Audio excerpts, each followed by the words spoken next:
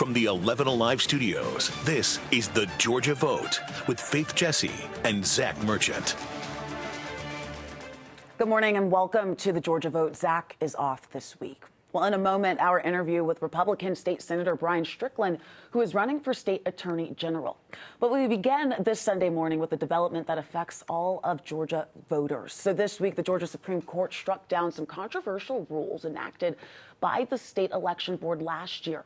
The overturned rules had the support of President Donald Trump's backers on the board. He shouted them out at an Atlanta rally last summer. They're on fire. They're doing a great job. 3 members. So the board was in the process of passing new election rules. One would have required a hand count of ballots. Another would let counties stall certifications of elections after a, quote, reasonable inquiry. Well, critics argued that the rules were unconstitutional. Attorney Chris Analowitz was among the attorneys who persuaded the state Supreme Court to unanimously rule against the election board. The Georgia General Assembly is who makes the laws of this state, and that state executive bodies do not have the authority to make laws. Well, in a 96-page opinion, the state Supreme Court wrote, quote, the state election board can pass rules to implement and enforce the election code, but it cannot go beyond, affirming the election board overstepped its authority. And that is not the only legal development this week. A Fulton County judge agreed with the Georgia Secretary of State's decision to disqualify a candidate from the upcoming primary election. So Daniel Blackman, he is one of 4 Democrats running in the Public Service Commission District 3 race. Secretary of State Brad Raffensperger disqualified Blackman 2 weeks ago, saying he hadn't lived in the district long enough. Well, a Fulton County judge backed Raffensperger's decision. So that means only 3 Democrats are eligible in Tuesday's primary. Blackman's name remains on the ballot, but votes for him will not count. And of course, you can't go a week without talking about the 2026 campaign. Another new candidate emerges. Former Clayton County Sheriff Victor Hill says he plans to run for Congress. I was actually asked to run by a committee, and I'm very proud to say I was asked to run by that committee. Okay, so Hill, he is looking to take on Congresswoman Nikema Williams in the 5th District Democratic primary. On his podcast, he said that the people who asked him to run were fellow inmates at a correctional facility in Arkansas, where he was sent when a federal jury decided he violated the civil rights of inmates at the Clayton County Jail. Now, despite his legal issues, Victor Hill was arguably the most popular politician in Clayton County. Now, whether that translates into electoral success in a congressional race remains to be seen. Well, who will be Georgia's next attorney general? Strickland, a state senator from Henry County, says that he wants that job. Strickland announced his run earlier this month and says his conservative record will lead to a win. So we sat down with him this week and we started a conversation with a question about his overall views. You say that you are a conservative. Clearly, that is proven in your record under the Gold Dome. Would you say that your views align with those of President Donald Trump and the MAGA wing of the party? I think so. I don't view it as a MAGA wing of the party. I think the Republican Party is very united. The idea of what President Trump is fighting for is the rule of law. At the federal level, I love what he's doing. He's going back and undoing what the Biden administration did. We had open border policy. We're seeing the impact of that right now here in Georgia.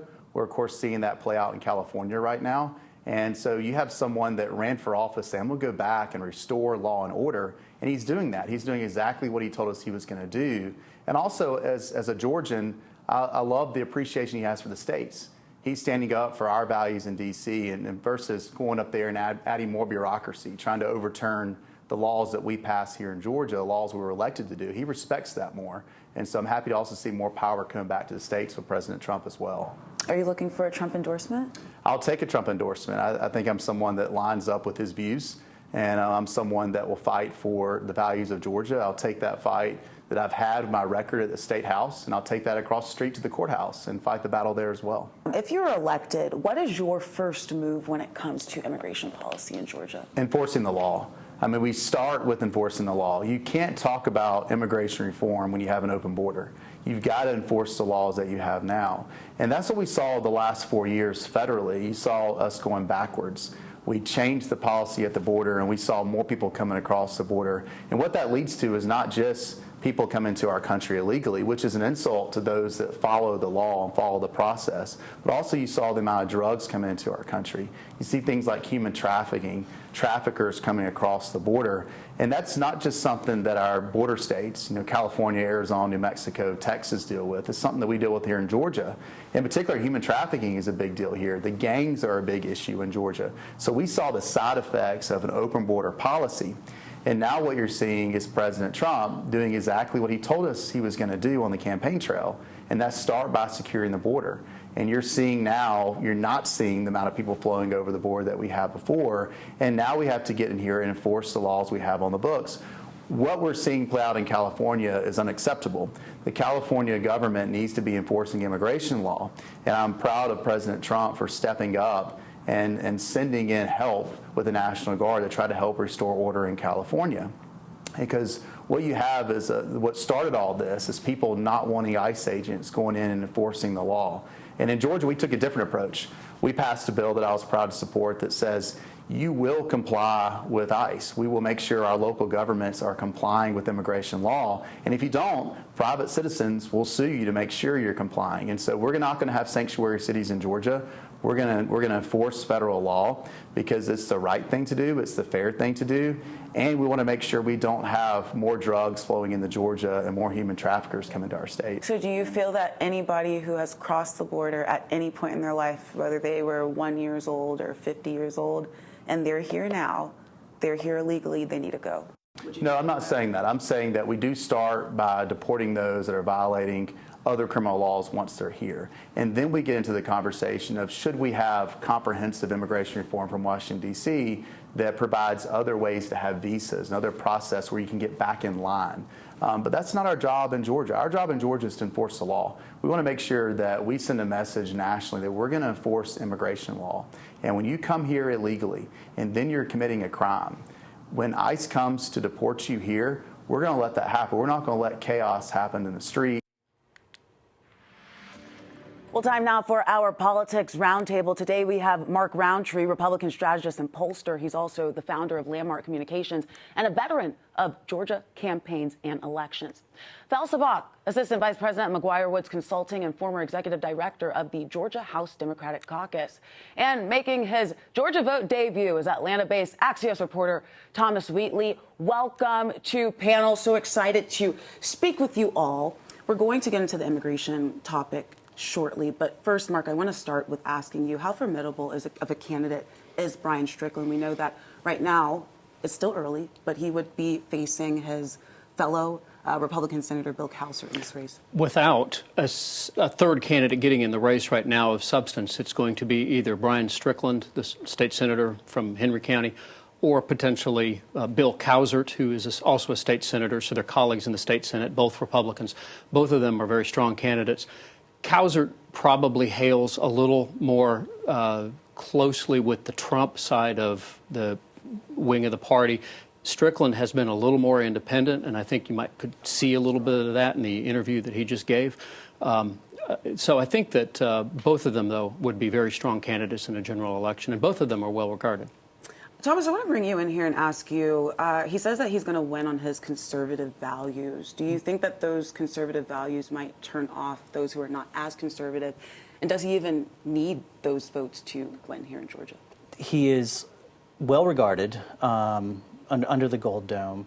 There hasn't really been a big name Democrat that I've even really heard running for the race. So it very well could be, a Republican primary decided election. And that leads me to Val. I was going to ask you, why haven't we seen any Democrats? And once again, it's still early, but why has nobody put their hat in the ring? Well, actually, there has been a candidate who has been having thoughtful conversations across the state right now.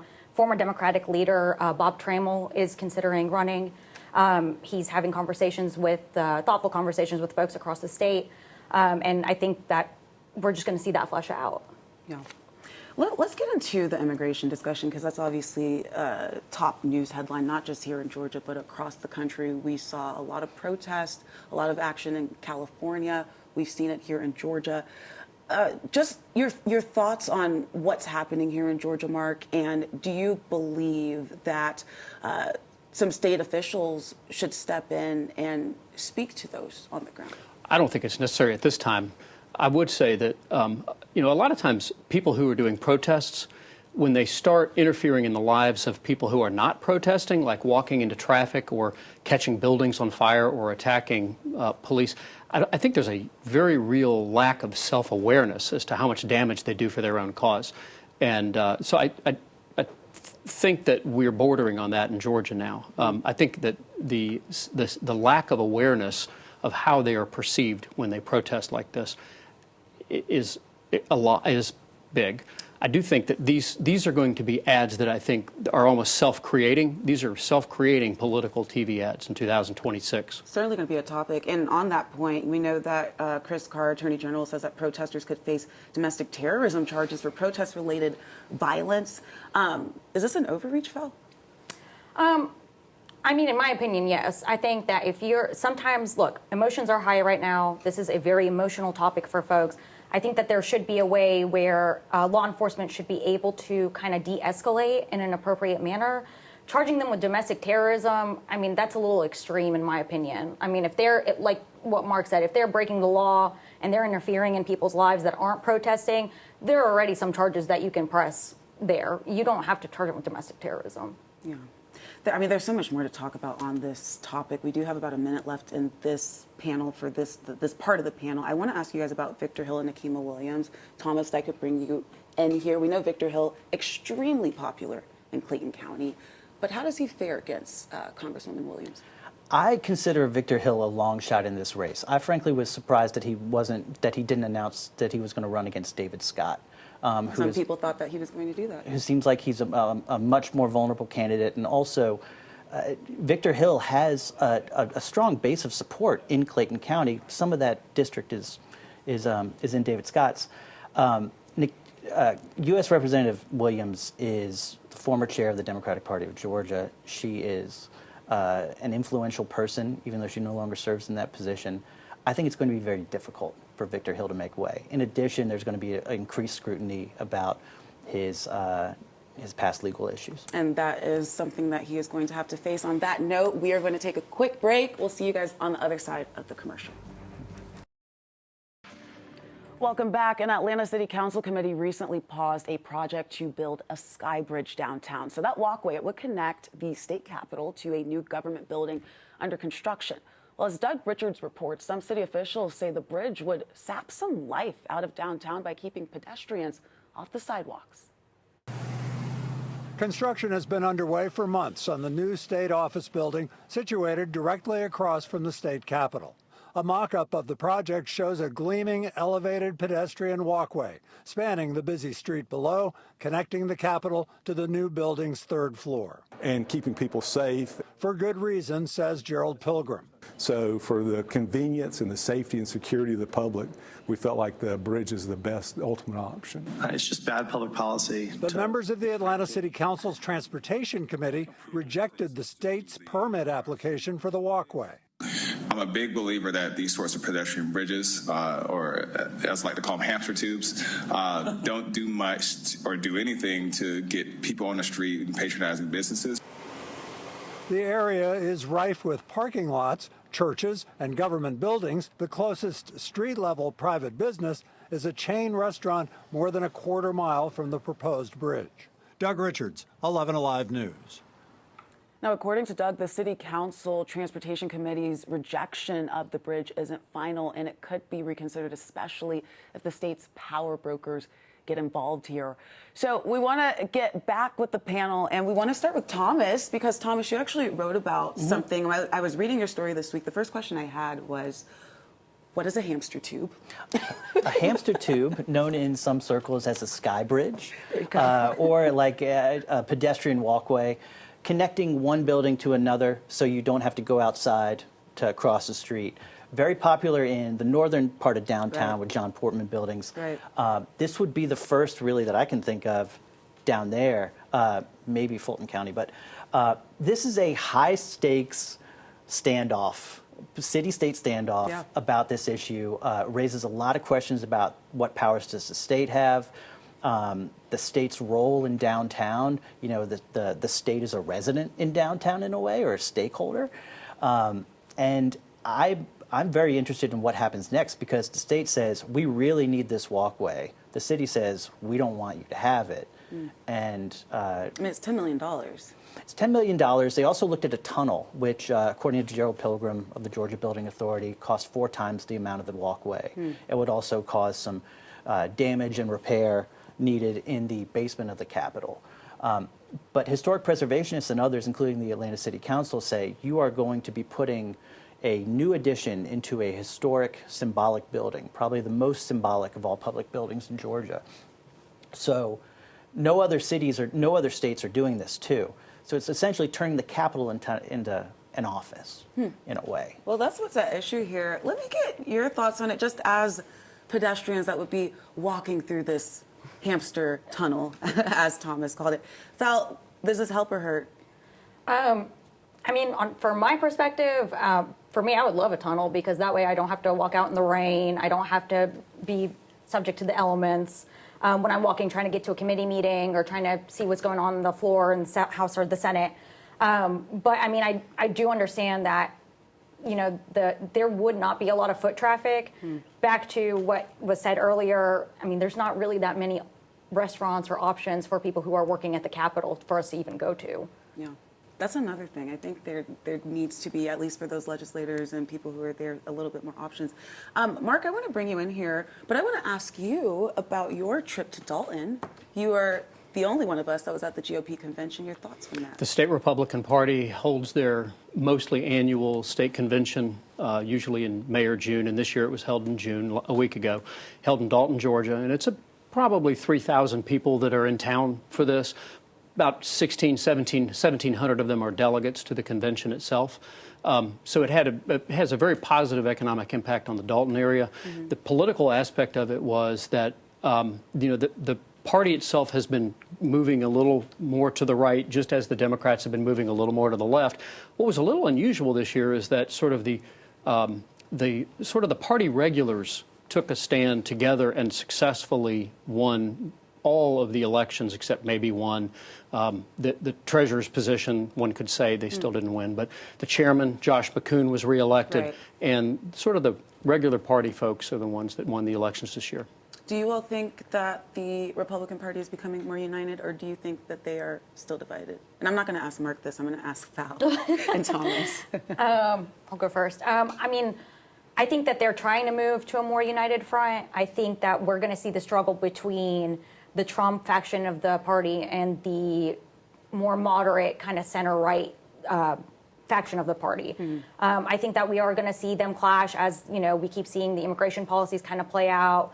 We keep hearing, you know, tariff every other week. You know, one thing is different one week, one thing is different. So it's going to be interesting to see, will they coalesce around a Republican candidate, or will they go somewhere else? Thomas, last word to you. You got 15 seconds, and then we got to get to commercial. I agree with Val on all the above, but I think that in Georgia, it's very much a party follows Trump, but Brian Kemp has all the power. That's a good answer.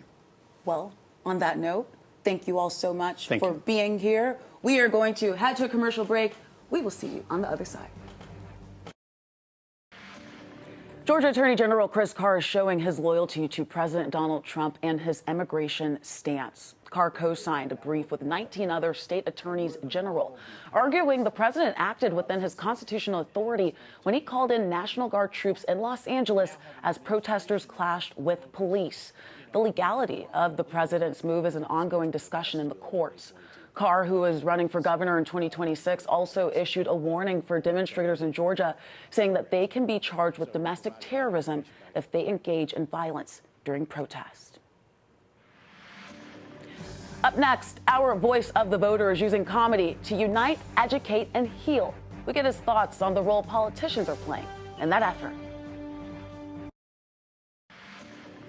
This week, our Voice of the Voter takes us to the Punchline Comedy Club in Buckhead. We met with David Purdue, a comedian from Jonesboro who shares a name with a former senator and is using his platform to entertain and inform. My name is David Purdue, and I am a comedian, writer, podcaster, actor, all the hyphens that you need to be here in Atlanta, Georgia.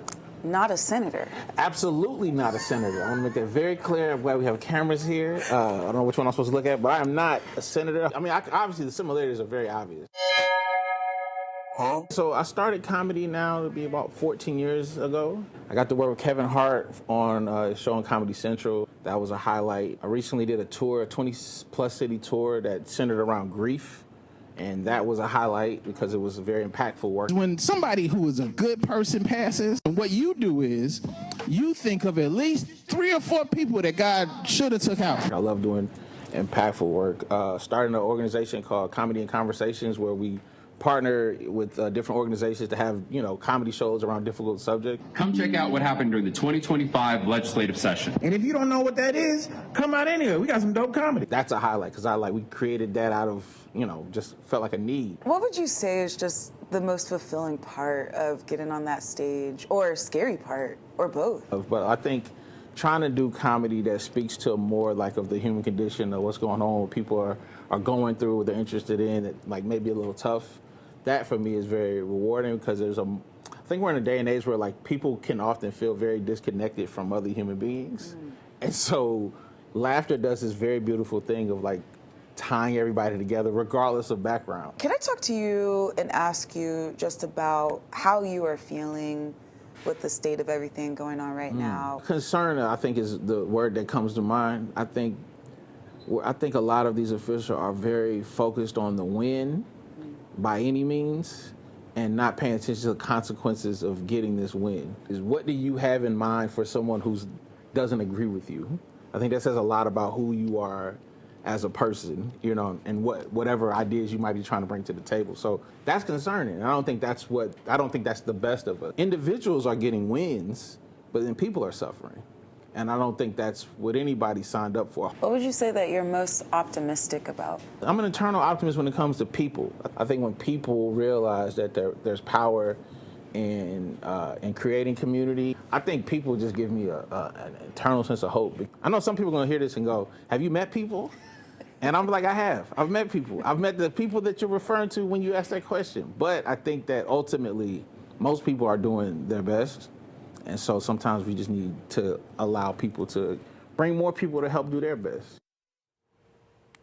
Well, I will say that we are appreciative of all of the people who tune in every week to watch our show. Thank you so much for watching. We hope to see you back here next Sunday at 11 for another edition of the Georgia Vote.